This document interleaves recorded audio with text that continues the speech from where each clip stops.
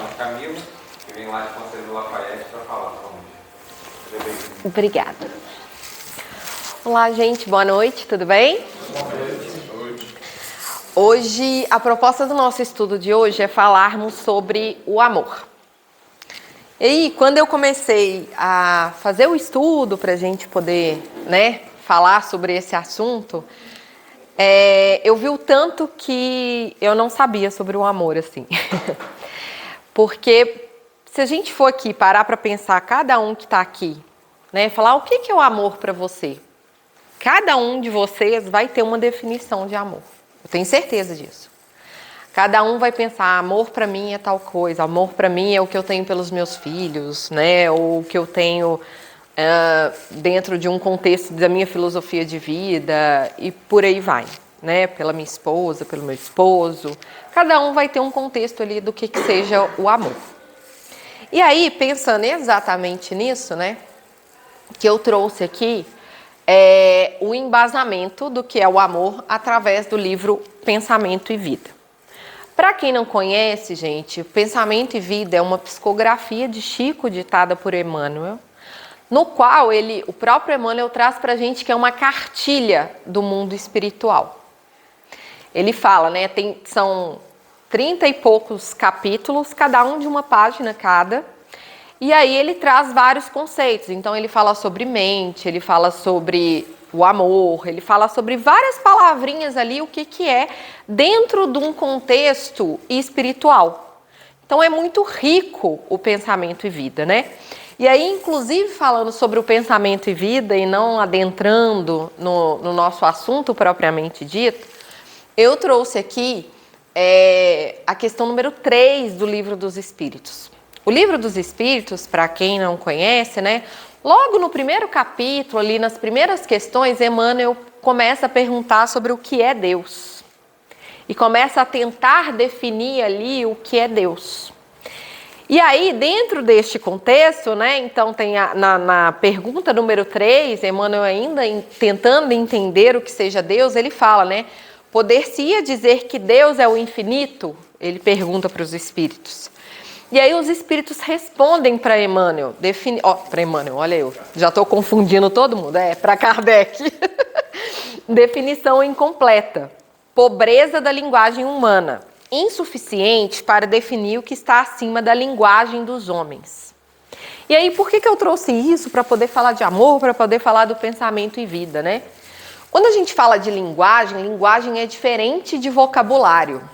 Vocabulário é o conjunto de palavras, então eu tenho um tanto de palavras e aquilo vira um vocabulário.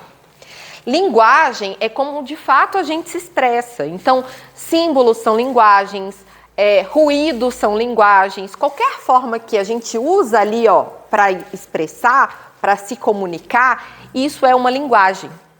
Então, quando os espíritos falam para Kardec que a gente tem uma pobreza de linguagem humana, não é uma pobreza de vocabulário, que muitas vezes a gente se confunde um pouco com isso, assim. Eu já vi muito dentro de casa espírita, espíritas quererem falar de uma forma muito, muito apurada, muito difícil, porque porque os espíritos superiores, eles falam dessa forma. Jesus veio e falou por parábolas, que era a linguagem que aquelas pessoas estavam aptas para poder ouvir. Então, assim, muitas vezes a gente tem que entender também que a comunicação, ela não pode ser de forma vaidosa, Então, o que importa não é a robustez e o tanto que as minhas palavras são bonitas, e sim a qualidade e o conteúdo daquilo ali. E aí, quando a gente traz aqui a questão da linguagem, é exatamente isso. Então, por exemplo, o amor. O que é o amor? Olha como é que é difícil e, às vezes, há uma pobreza de definição do que seja isso para a gente. E não propriamente dito, a gente não tem vocabulário para isso, E aí, no Pensamento e Vida, ele traz, de uma forma muito mais completa, muito mais aprofundada, que é o que nós vamos ver aqui hoje, a definição sobre o amor, como a definição de várias outras coisas ali dentro do contexto do mundo espiritual. Mas antes da gente começar com o Pensamento e Vida, que traz ali pra gente, o que é o amor a nível espiritual, eu vou fazer uma pequena reflexão do amor no que a gente já teve aqui de definições mais próximo do que a gente pode sentir do amor, tá? Então, a primeira pessoa que eu vou trazer aqui é Platão. Platão, para quem não conhece, ele é discípulo de Sócrates. É um dos fundadores do berço da filosofia, né?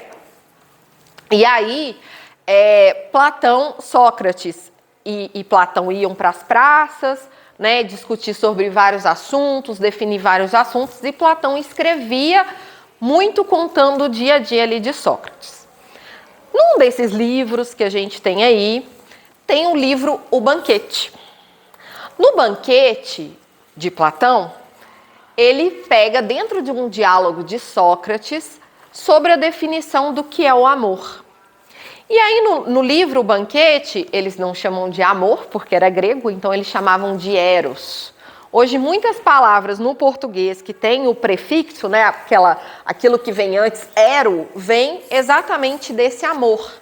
E aí tem a questão do amor platônico. Quem nunca ouviu falar, né? Ai, eu tinha um amor platônico por não sei quem. Sempre tem essa definição, né? Vem disso, vem desse livro do Banquete, vem dessa definição de eros de Platão.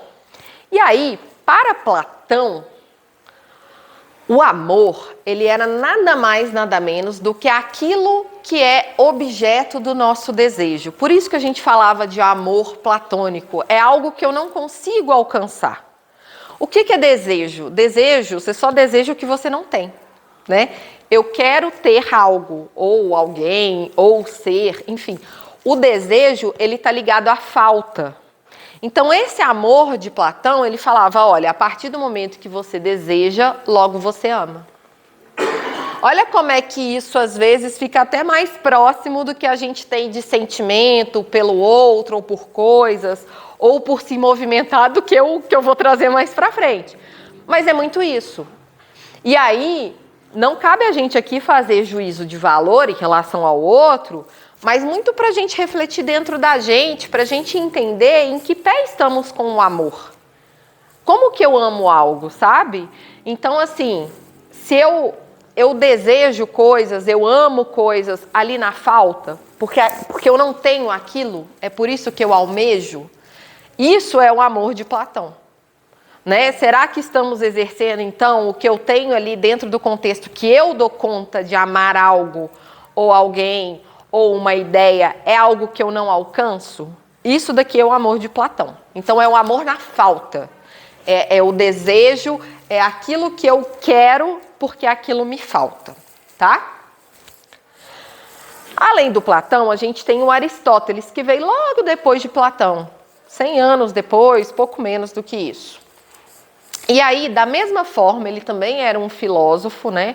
Também trazia questões, né, do pensamento lógico, da matemática e por aí vai. E aí ele também tem um livro que chama Ética a Nicômaco. E aí, neste livro, a definição de amor não é mais eros, é filia, que também é grego. E aí, o amor de Aristóteles, ele é baseado na reciprocidade. Então, se aquilo me faz bem, eu amo. Aí já é o amor na presença. Olha, do Platão é na falta e o Aristóteles é na presença. Então, aquilo que me faz bem, logo eu amo aquela coisa. Ou eu amo, né, a coisa, objeto, enfim. Existe ali uma reciprocidade. E aí, quem é casado, assim como eu, né, eu convido a pensar, a gente ama a pessoa só quando ela faz bem pra gente? Quando você é casado, de vez em quando, você tem uma vontade de esganar a pessoa. Então, não é só no bem, né? A gente ama ali tanto na felicidade quanto nos momentos de raiva ali, né? Então, esse conceito de Aristóteles, né, ele é algo assim, dentro de um ideal mesmo, sabe? Então, também é um conceito que a gente ainda não chega muito próximo do que a gente vai ver aqui mais pra frente, né? Do ideal de amor. Mas é um conceito. Então, se aquilo me faz bem, logo eu amo. E aí é um amor muito fácil, né? É muito fácil você amar aquilo que te faz bem, aquilo que te traz um contexto de não desafio, né? Então, temos esses dois grandes pensadores aí. E aí tem o amor de Jesus. O amor de Jesus, ele é chamado de ágape. E ele é um amor altruísta. Ele não é um amor nem na falta e nem na presença. Ele é um amor que, eu coloquei aqui, né, incondicional, sem condição, né? Quando a gente fala incondicional, é porque eu não condiciono nada. Eu simplesmente amo. Eu não amo porque desejo, eu não amo porque me faz bem, porque me faz feliz. Eu amo porque amo. Ele deixa, né? Então, vamos lá. Quando eu pego o amor de Platão, o amor de Aristóteles, eu amo porque aquilo ali, de certa forma, traz alguma coisa para dentro de mim. Ele é de fora para dentro. O amor de Jesus, ele é de dentro para fora. É o outro como objeto. É o outro que eu quero fazer bem. É o outro que eu quero fazer feliz. E não eu. Então, ele deixa de ser um amor para mim e se torna um amor para o outro. E aí, para a gente aprofundar um pouco mais, né? Vamos, então, de fato, trazer aqui o pensamento e vida. Vocês vão entender por que eu trouxe essa introdução desses amores aí. Emmanuel começa dizendo o seguinte para a gente. O amor puro é o reflexo do Criador em todas as criaturas. Então, olha como é que é interessante. Emmanuel já traz o seguinte, o amor puro. Ele não traz, assim, o amor. Ele traz um contexto de um amor purificado. Um amor mais elaborado. O que quer dizer que o que vocês sentem hoje, né, vai que alguém se identificou com esses outros amores, outros conceitos de amores que eu trouxe aqui, não quer dizer que não é um amor. É um amor dentro da condição evolutiva que a gente dá conta. O amor puro, reflexo do Criador, né, o amor reflexo do Criador, ele é um amor puro. É igual quando a gente fala, né, no Livro dos Espíritos, quando vai falar sobre felicidade, que Kardec pergunta se a gente consegue ser feliz aqui, né? E se a felicidade plena, ela existe. E aí os Espíritos trazem que a felicidade é uma condição evolutiva e que cabe a gente aqui na Terra ser feliz o tanto quanto a gente consiga. Mas a gente não tem uma condição evolutiva de gozar da felicidade plena. É a mesma coisa um amor, né? A gente tem doses de amor. Eu tenho sentimentos que são doses de amor e eu também tenho, tenho do que o outro sente em relação a mim, doses de amor também, por causa da nossa condição evolutiva. Então, quando ele traz aqui o amor puro, ele já dá uma diferenciação aqui pra gente que o amor tem cadeias, né? E aí ele fala, né? É fundamento da vida e justiça de toda a lei. Essa parte de justiça, de lei divina e tudo mais, eu vou falar no próximo slide, né? Mas é importante a gente entender aqui que quando a gente está falando de amor, ele embasa não só a justiça divina, mas todos os nossos fundamentos e preceitos.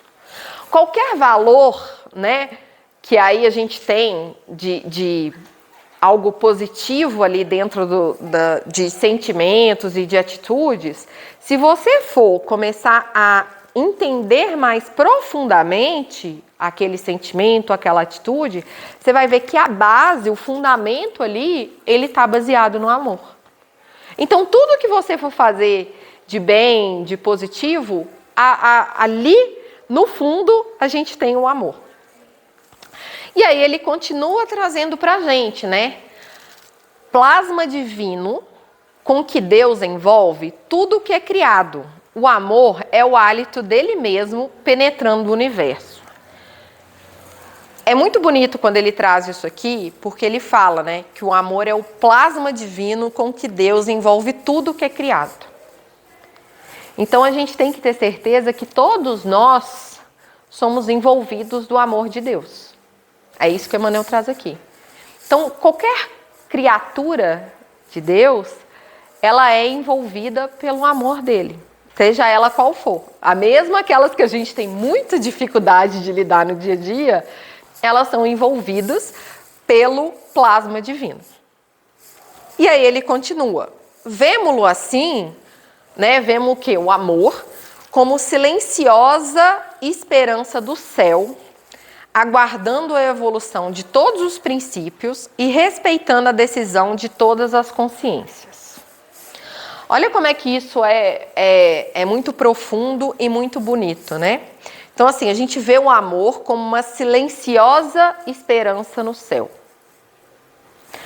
A maior prova do amor de Deus, e às vezes é tão abstrato esse amor divino, né, que a gente pode chegar a duvidar, pode chegar a não entender, mas é exatamente essa esperança que há, né, do Criador em relação às criaturas, de que nós vamos chegar lá.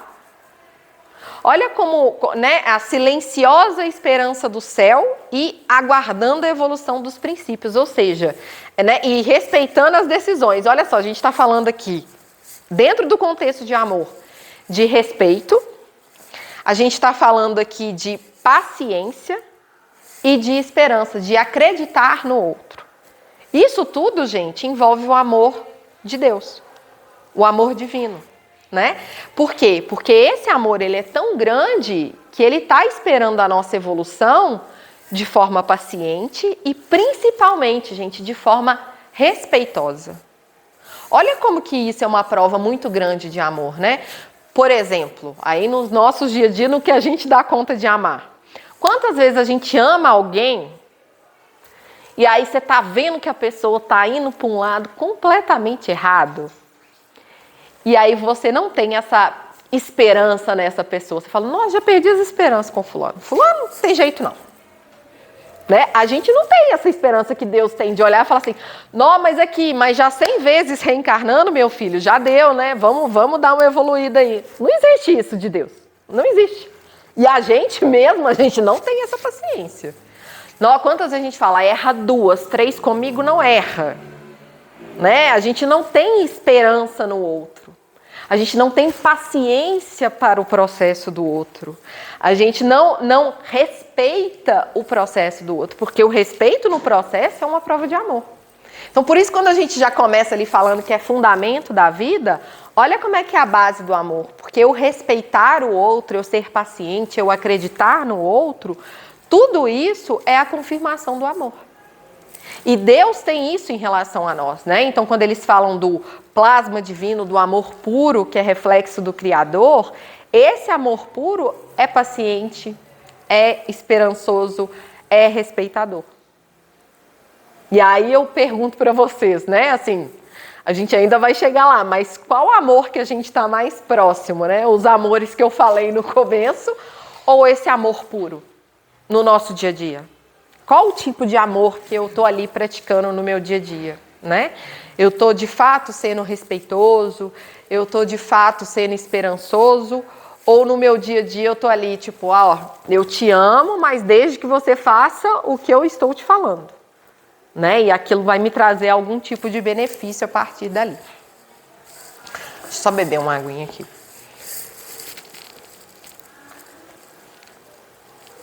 E aí Emmanuel continua, né? O amor, repetimos, é um reflexo de Deus, nosso Pai, que se compadece de todos e que a ninguém violenta, embora, em razão do mesmo amor infinito com que nos ama, determine que estejamos sempre sobre a lei da responsabilidade que se manifesta para a consciência de acordo com suas próprias obras. Aí a gente, né, falou do fundamento e agora nós de fato vamos falar aqui das leis divinas. Eu não sei, né, cada um de vocês, mas eu, antes de me tornar espírita, eu vim de uma família católica e dentro do contexto católico, a gente, né, estudava-se muito, assim, pelo menos na minha época. Tanto o Antigo quanto o Novo Testamento. E isso, eu comecei no Espiritismo, eu devia ter uns 12, 13 anos. Meus pais foram muito respeitadores quanto a esse meu processo. Eles continuam sendo católicos, mas foram muito respeitadores. Mas eu lembro que eu gostava de estudar e confundia muito a minha cabecinha. Tudo bem que eu tinha 13 anos, mas confundia muito a minha cabecinha do Antigo Testamento, do Novo Testamento, porque era um Deus que jogava um raio e jogava fogo e não sei mais o que. Aí de repente Jesus fala que Deus é amor. Eu falava, gente, mas que bagunça que é isso aqui? Quem que é Deus, na verdade, né? Ou o que é Deus, enfim. O que é, no final das contas, né? E aí, eu levo muito isso comigo até nos dias de hoje, mesmo estudando a doutrina de forma aprofundada, eu ainda tenho um contexto que, verdadeiramente, desabafando aqui para vocês, abrindo o meu coração para vocês, eu levo para terapia, porque eu faço terapia há muitos anos. Eu levo para terapia esse contexto de Deus. Por quê? Porque eu ainda não consegui compreender, por mais que eu estude, mas compreender dentro de mim que não há esse Deus punitivo, assim, sabe? Esse contexto desse Deus de amor. E a gente estuda, racionalmente eu consigo entender, mas dentro de mim eu não consigo ainda internalizar isso. E aí, quando Emmanuel traz isso daqui, é mais uma dessas provas irrefutáveis. Por quê? Porque ele fala da justiça divina. Então, se eu plantei laranja, eu vou colher laranja, eu não vou colher abacaxi. Se eu plantei abacaxi, eu vou colher abacaxi. É muito as leis divinas ali de causa e efeito. E aí, quando a gente está amargando as consequências dos nossos atos, naquele momento que você está ali naquele viés de sofrimento, é muito difícil você racionalizar o processo e entender que aquilo é consequência do seu ato. É muito difícil. Eu não sei vocês, mas eu tenho essa dificuldade. Às vezes eu fico igual uma criança birrenta. Falo, não mereço, bota na conta de outro, tá? Na caderneta da pessoa errada. Por causa disso. E aí, quando a gente começa a estudar igual esse texto, ele me trouxe muito, muito essa reflexão. Que olha como a justiça divina ela é tão grande, né? E o amor ele é tão grande que, igual o Emmanuel traz aqui, né? Sobre a lei da responsabilidade, então eu estou dando ali responsabilidade, que é um ponto muito importante para quem é pai, mãe, educador, né, que tem ali uma certa parentalidade, que é responsável por alguém. Vocês sabem o tanto que é importante esse processo de criar um senso de responsabilidade naquela pessoa pela qual você é responsável, né? Hoje em dia a gente vê isso tanto de N formas polêmicas, né, de como educar um filho e tudo mais, mas o tanto que se você não cria um senso de responsabilidade na pessoa, a pessoa vai sofrer muito. Muito, muito, muito, muito, muito. E aí quem é pai, quem é mãe, quem é cuidador, sabe o tanto que responsabilizar a pessoa dentro de casa é muito melhor e educar é muito melhor do que lá fora. Porque você vai estar educando com amor. Às vezes a pessoa não escuta não a vida inteira, vai para o mercado de trabalho e toma um tanto de carada, porque vai escutar não, e a pessoa não vai saber lidar com aquilo. Então você dentro de casa, você cria nessa pessoa esse senso de responsabilidade. Isso eu estou falando no micro, agora pensa no macro, né? A nível desse amor puro. O tanto que trazer para nós a responsabilidade dos nossos atos é importante. Imagina se você faz um mal para alguém e aí? Aí sabe o que vai acontecer? O outro vai fazer mal para você também, né? Eu antes de mudar de carreira, eu fui advogada por muitos anos, e aí quando você estuda o direito, por que o direito ele existiu?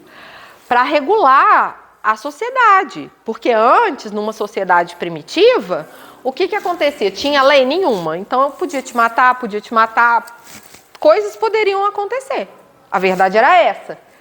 Aí as pessoas não dormiam, né? Aqueles seres primitivos não dormiam, ficavam em estado de alerta, sempre para guerrear, não se tinha paz, não se tinha sossego. Então eles começaram a se agrupar, a viver em sociedade, a viver em grupos, e aqueles grupos se ajustarem. Olha, aqui ninguém mata ninguém, aqui vamos nos proteger.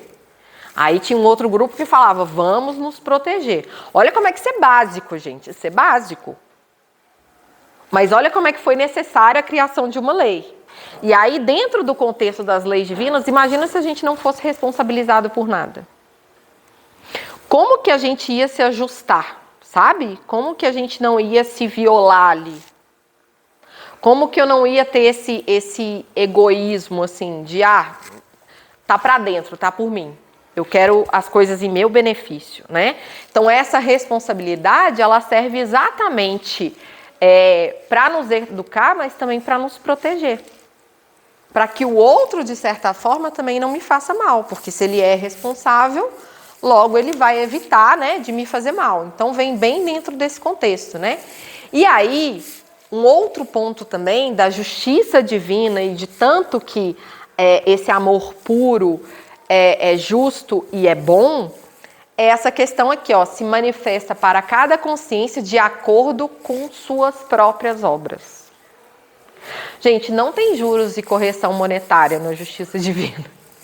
Não tem esse negócio, eu fiz isso aqui, então. Aí tem aqui o IPCA de Deus, e aí você vai pagar com juros e juros sobre juros, e cada mês que passa é mais juros aí. Não existe isso. Olha como é que o amor divino realmente é justo. Olha como é que eu ser responsabilizado, então é uma proteção para mim, cada um ser responsabilizado é algo para eu aprender, mas também é uma proteção para mim. E olha também que quando a gente tem essa devolutiva de responsabilidade, é segundo as nossas obras. Não é nem mais e nem menos. Às vezes é menos, né? Que a gente sabe que tem umas atenuantes ali, se a gente tiver um aprimoramento moral, né? Se a gente buscar mais os princípios que o Cristo trouxe pra gente em relação ao amor com o outro e por aí vai. Então, tem as atenuantes, mas não tem nenhuma agravante, não existe isso, né? Então, aqui a gente traz um contexto real e a gente consegue racionalizar essa justiça divina. Esse Deus que não é o Deus com um cajado e que manda um raio ali. É um Deus de amor, é um Deus que educa, né? É um Deus que transforma, é um Deus que tem paciência, né? Um amor, aí quando eu falo Deus, gente, é o amor divino, tá? Mas é um amor que transforma, é um amor paciente. Não é um amor que pune, né? E aí, continuando, ele traz, né? E amando-nos, permite o Senhor pelustrarmos, sem prazo, o caminho de ascensão para Ele, concedendo-nos, quando impensavelmente nos consagrarmos ao mal, a própria eternidade para reconciliar-nos com o bem, que é a sua regra imutável. Então, qual que é a lei divina? Olha que lei divina maravilhosa, né? A regra imutável é a gente se reconciliar com o bem, é a gente fazer o bem. E aí, mais uma vez, né, exatamente por esse amor puro, é que a gente reencarna várias e várias e várias vezes. E aí ele coloca, né, permitida a eternidade. E aí, mais uma vez, quantas vezes você dá a eternidade para a pessoa melhorar com você?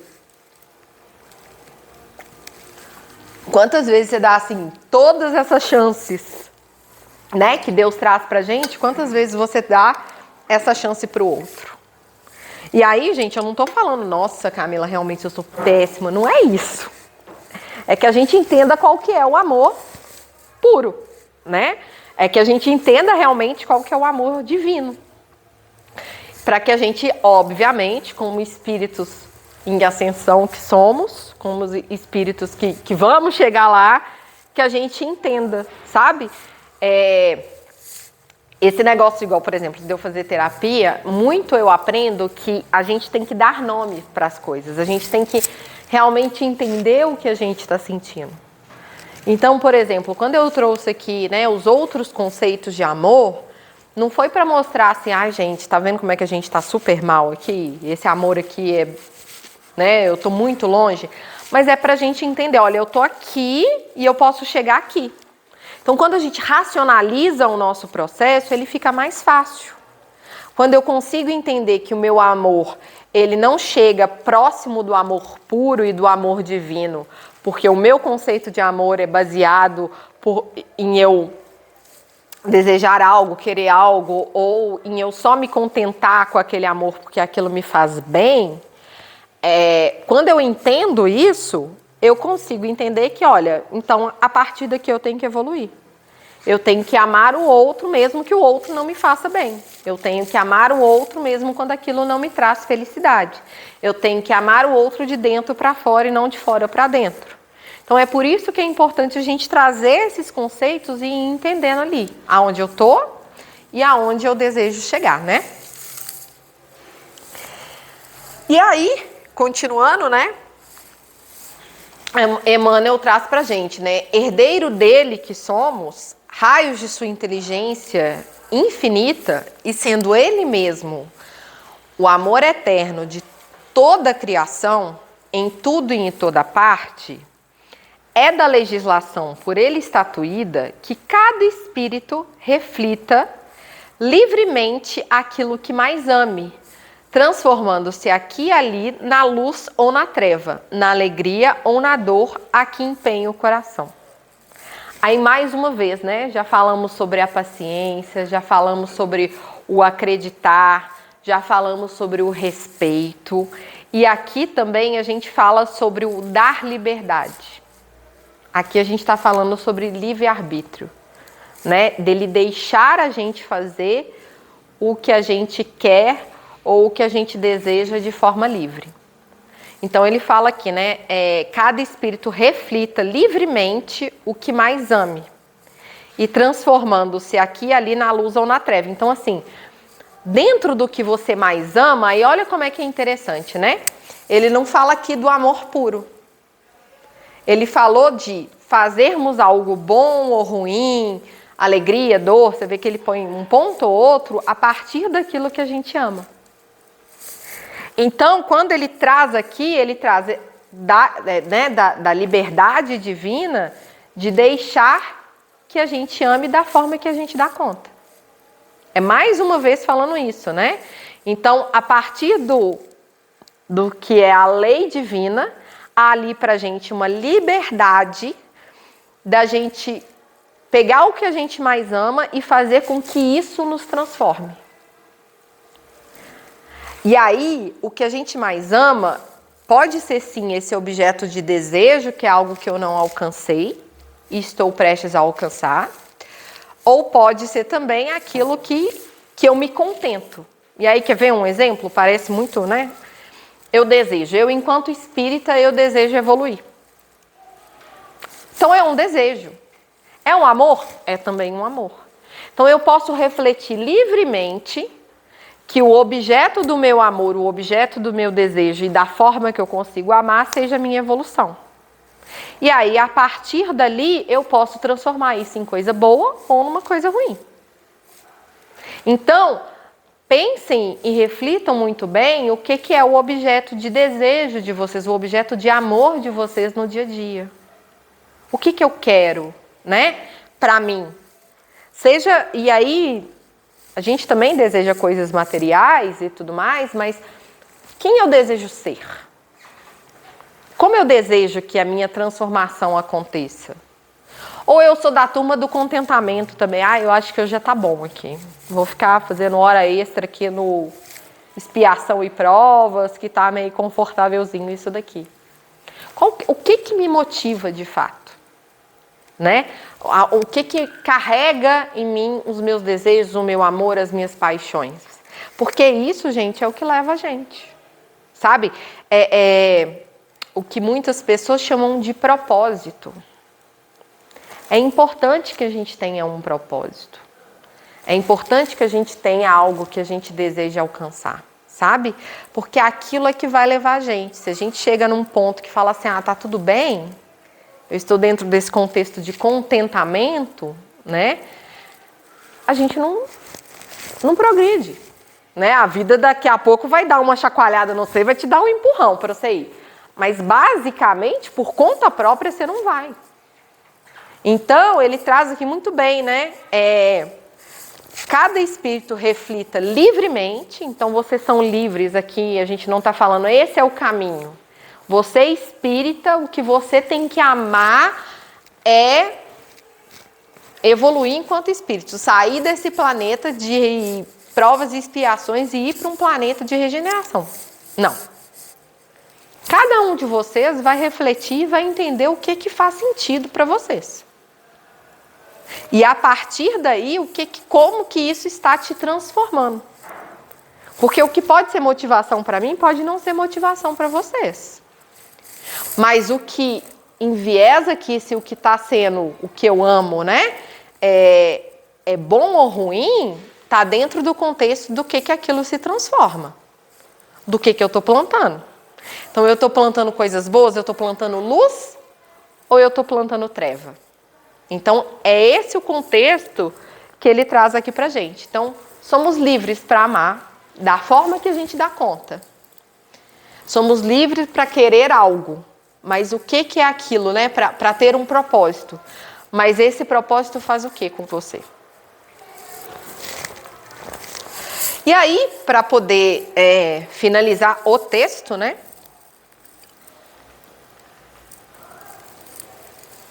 Emmanuel traz para a gente assim, ó. Eis porque Jesus, o modelo divino, enviado por ele à Terra para clarearmos a senda, em cada passo de seu ministério, tomou o amor do Pai por inspiração de toda a vida, amando sem preocupação de ser amado e auxiliando sem qualquer ideia de recompensa. Lembra quando eu comecei a falar que eu falei do amor de Cristo? Que eu falei do ágape, falei que é um amor incondicional. Quando a gente começa, né, a ler as leituras ali bíblicas do exemplo do Cristo, você fala, putz, que amor, né? É um amor que eu ainda não consigo, eu ainda não dou conta. E aí, Emmanuel traz o que pra gente, né? Que o amor do Cristo é inspirado no amor do Pai. Então, se o amor do Cristo é daquele tamanho e daquela magnitude, imagina esse amor puro. Porque ele não traz aqui que o amor que Cristo trouxe para nós foi um amor puro. Ainda não é. O amor puro é o amor do Criador ali. É o amor que o Criador sente por nós. Então, assim, quando vier esse sentimento igual eu tenho, não sei se vocês têm, às vezes, de abandono, dessa questão, né, que eu levo realmente para a terapia, pensem nisso, sabe? Pensem no tamanho desse amor. Pensem nessa leitura de que se Cristo é a inspiração do amor divino, o amor divino por mim é muito maior. É maior do que o meu por mim mesma. Porque eu ainda não dou conta de amar. Então, obviamente, eu não dou conta de amar a mim da forma como Deus me ama. Isso é fato. Então, e aí ele traz, né, que Cristo amou sem preocupação de ser amado e auxiliando sem qualquer ideia de recompensa. Olha como é que ele cai nos dois amores, né? A ideia de recompensa é o desejo e a preocupação de não ser amado, né? Sem preocupação de ser amado, que é esse contentamento, é essa reciprocidade.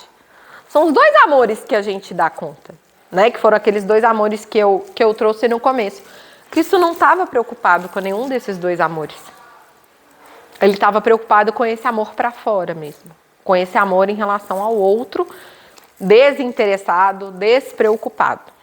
E aí, lembrando, é só uma inspiração do amor do Pai.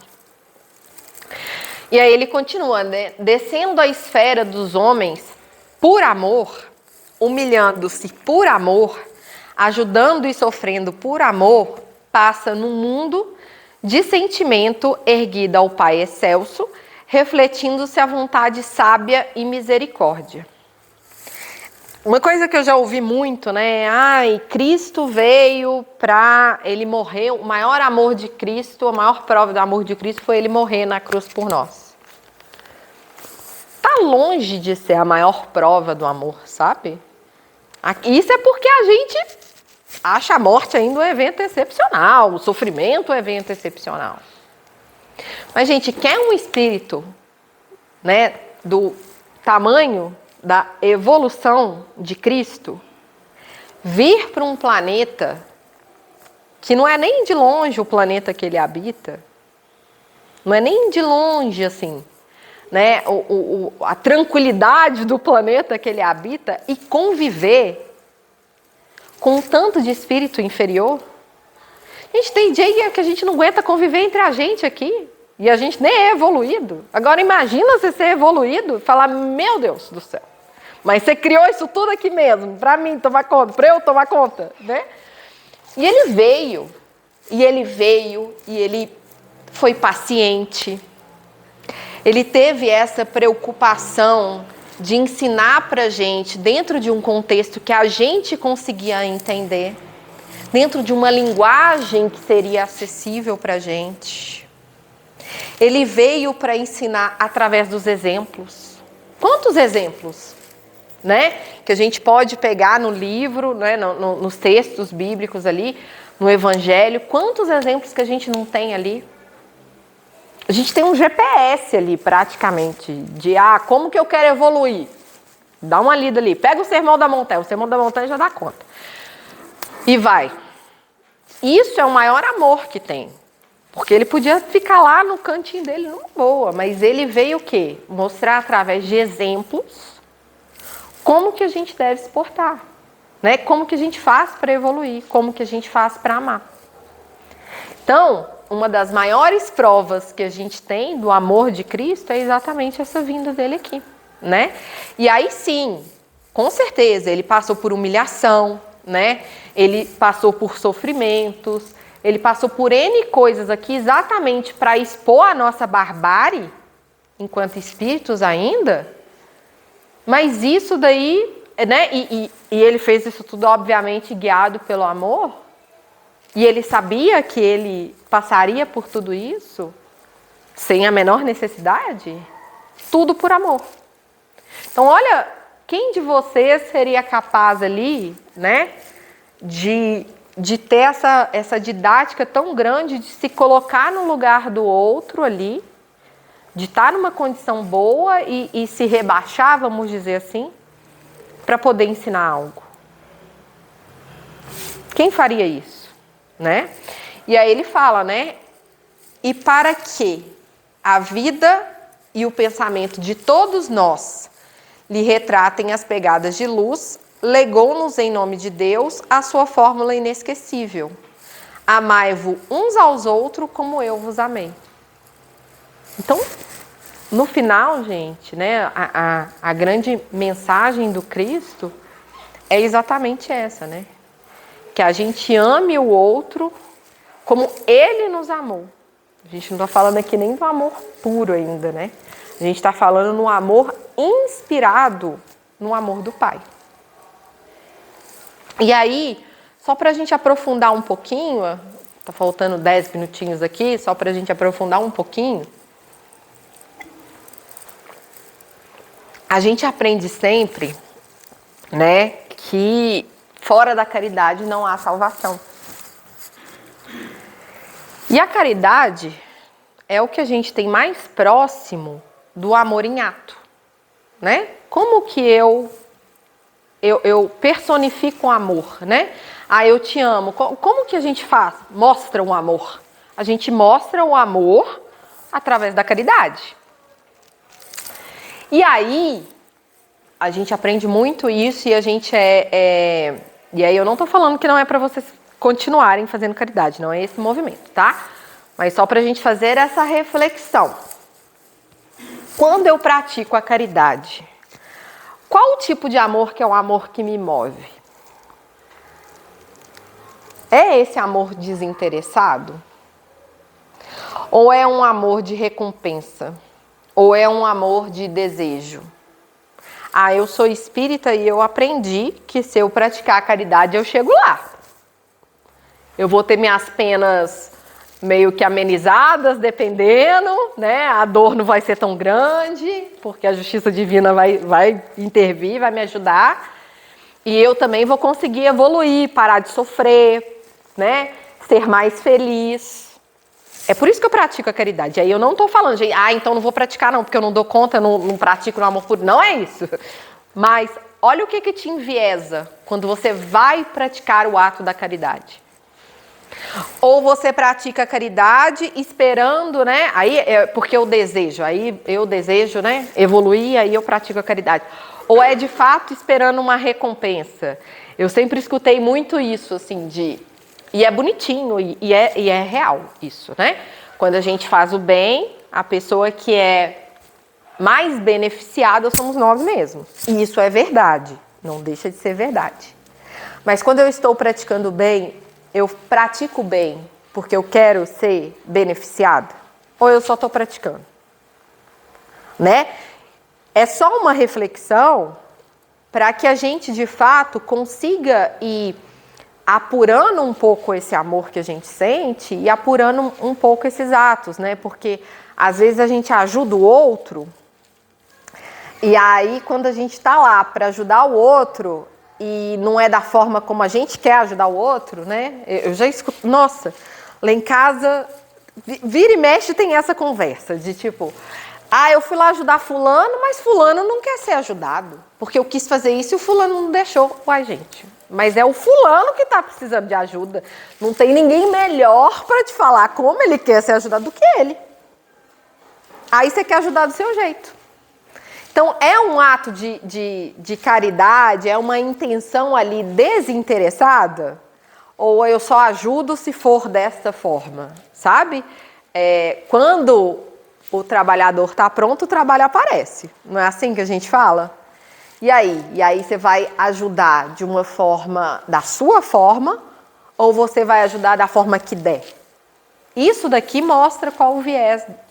E aí, mais uma vez, eu não estou falando que não é para deixar de exercer o bem, porque é assim, como a gente está sendo apurado, como a gente está ainda sendo moldado, obviamente, muitas das coisas que a gente vai fazer, que são boas, a gente vai fazer com outra intenção mesmo, ali por debaixo dos panos. Aí ninguém precisa de contar para ninguém, pode contar só para você, no seu, né, no seu inconsciente, ali no seu íntimo, conta só para você isso, não precisa de sair contando para os outros, não. Mas, muitas vezes, a gente está enviesado assim, mas é porque a gente ainda não se apurou, né? Então, toda vez que eu for fazer esse movimento a favor do amor, a favor do ato de amor que é a caridade, começa tentando exercer dessa forma, sabe? Olha, eu não quero saber se eu ganhar alguma coisa, se eu não ganhar, se eu me sentir bem, se eu não me sentir bem, eu estou aqui para o outro. É desinteressado, né? E aí vai fazendo esse exercício exatamente para que você consiga, de fato, chegar lá, conseguir apurar, de fato, esse amor. E aí é com essa reflexão de caridade, com essa reflexão, né, da gente, de fato, qual é o amor que cada um de nós sentimos, porque eu abri falando isso, eu acho que se eu falar amor, cada um aqui vai pensar numa coisa, né? E aí eu trouxe a reflexão do pensamento e vida, e aí a minha proposta para vocês hoje é que cada um aí entenda, né? Olha, eu tenho um pouquinho desse amor, sei lá, pelo meu filho, pela minha filha, pelo meu esposo, por uma tia, por uma avó. Esse amor desinteressado, eu amo tanto que eu quero ver ele bem, que o que eu faço eu não quero reciprocidade, que eu amo por amar. A gente consegue ter esse amor aqui, né? É menor, mas a gente consegue. O quanto disso eu amo dessa forma, o quanto eu amo da outra forma, o quanto eu posso melhorar nesse amor. Porque quando a gente exerce o amor, todas as outras questões, a paciência, todas as outras virtudes, elas vêm junto. Porque a base e o fundamento, de fato, é o amor. E aí, com essa reflexão, eu termino o estudo de hoje. Obrigada, viu, gente?